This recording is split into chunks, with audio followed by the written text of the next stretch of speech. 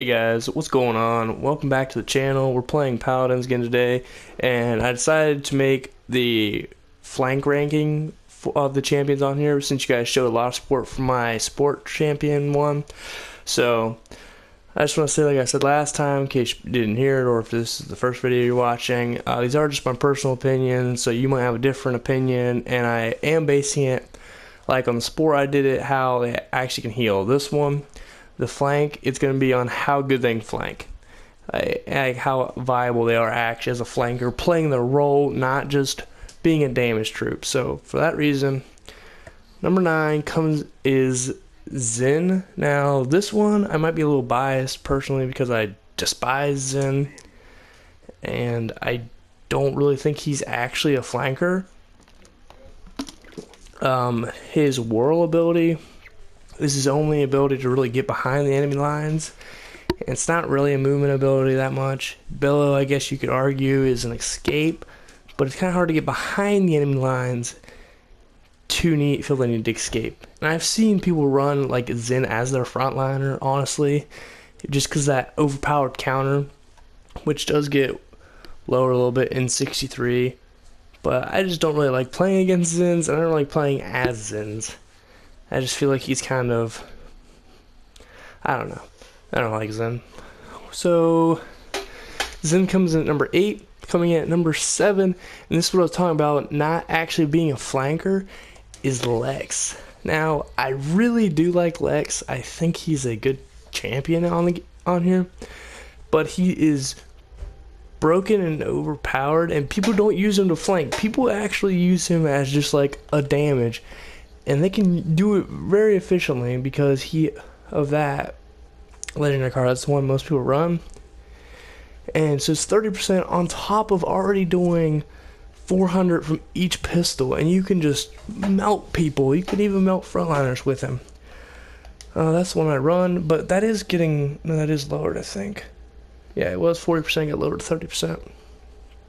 But that's the loadout I run for Lex, but he's not really a flanker. That's why he comes in at number 7. Alright. Now, the flank list was actually harder than I thought it was going to be. I figured it'd be kind of easy to do, but it wasn't really. So, number 7, I actually have Skye, despite actually really liking Skye as a champion, and I think I have all the cards for Skye just from acquiring, and I might have bought one of these legendary cards, like that one maybe, and got that one. But I use preparation. That's the one I like to get, and you get all your cooldowns reset. And that's just my speed one I like to just mess around with. This is the actual loadout I run with Skye. An emergency exit lets you go back and stealth once every 10 seconds when your health's below 30%. So you can stealth in, stealth out. But the thing about Skye is that she's really situational, and she's only really that good at the beginning of the matches, because once your enemies start picking up the item that lets you see, I can't think what it's called, see your like cloaked opponents, or if you play against like a really good team, they can deal with Skye pretty easily, and she's not really that powerful. But if you play against a lot of rookies, that's why Skye is so powerful against people in casual modes or playing against beginners. That's why. But she's not actually that good once you get into higher levels or play competitive. Although I do have a pretty good win-loss with her in competitive. Yeah, 10. I think I'm 10-1 or 2 with her in competitive mode. I don't play a whole lot of competitive mode. But alright, that's all I got to say for Skye. So 5th place, I have Talus.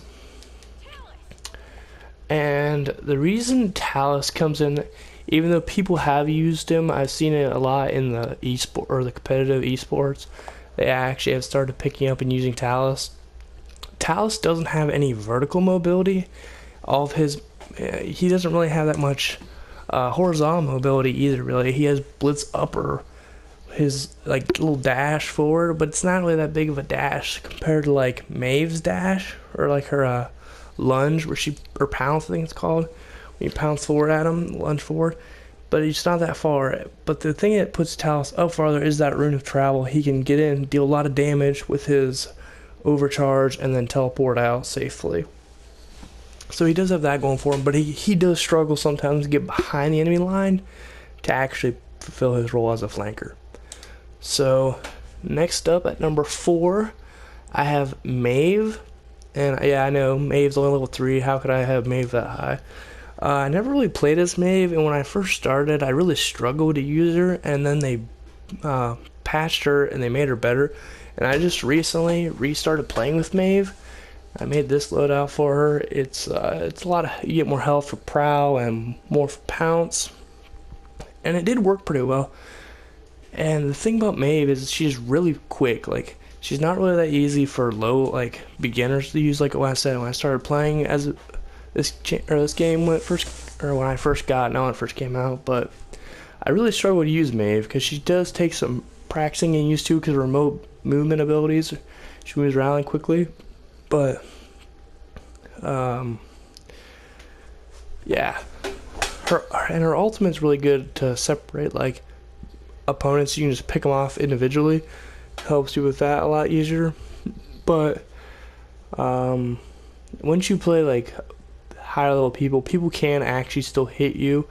Like, they have better accuracy. They can hit you when you're on prow and you're running around, or when you jump up with your double jump. They can still pick you off. And that's why Maeve comes in at number 4, because I feel like she's, well, I had her in between 4 and 3. I had her almost on the same level as Evie, but I like Evie better because of her ice block. That factor where you can just go into a battle, or if you get in a sticky situation, you can ice block up. And how I use, you get you get more movement speed after your ice block ends, and I run the ice block card, so you get health for it, and then you get movement speed after, so you can just get out of your bad situation that you put yourself in.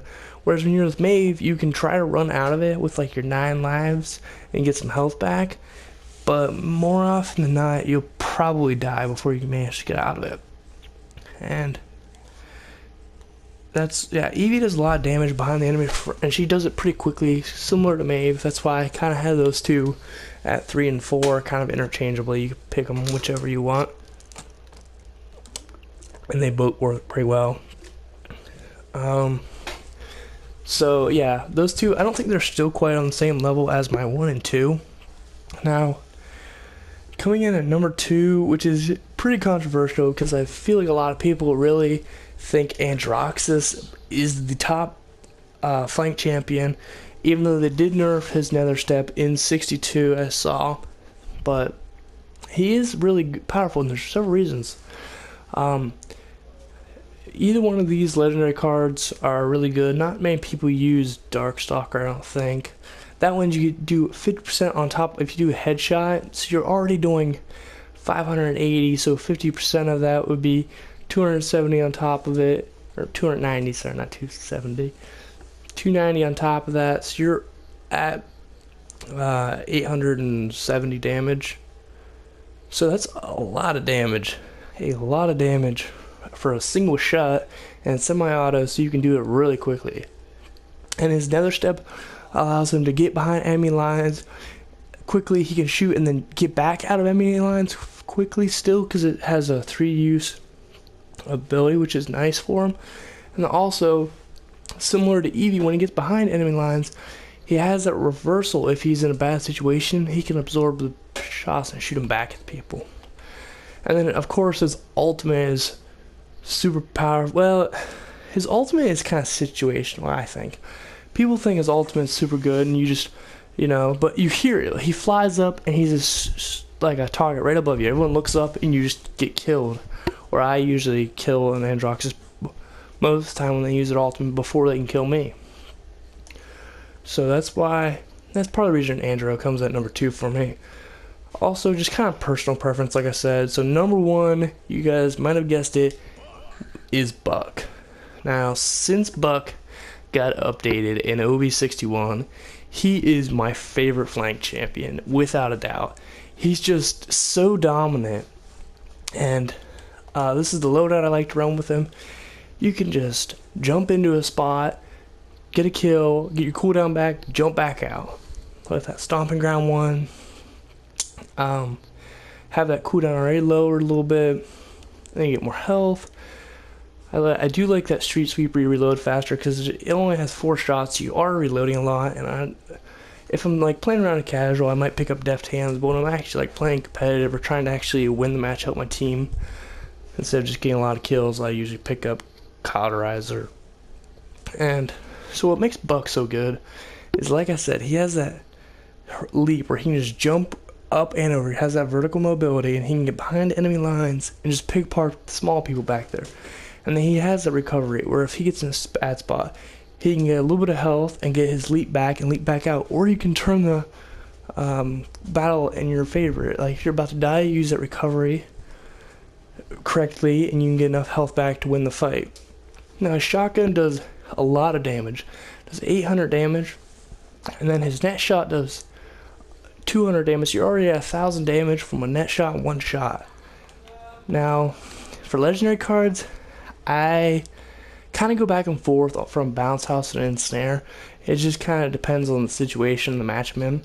If they're playing with some like big stationary people, then I usually pick up bounce house, bounce them off point. But if they have people that are like really mobile, it's kind of hard to land your bounce house on people. So I like to go with ensnare so you can kill hypermobile targets quicker. Let's think if you're playing like a Pip or a Genos or a Maeve, I like to pick up that, play against one of those, and it really helps. That's what I like. And his ultimate is really powerful. Pretty sure you have unlimited ammo when you're doing it. It doesn't say that, but you do, and you shoot so fast. It's really easy just to pick up triples or even quadra kills when you're using Buck. So that's why I have Buck at the top. If you agree with my list, leave a like, or if you enjoyed the video, my opinions on how they are, be sure to leave a like. If you have a different opinion, leave a comment in the comment section below. I'd love to hear it. And if you're not subscribed, be sure to do that. And as always, thanks for watching. I'll see you guys next time.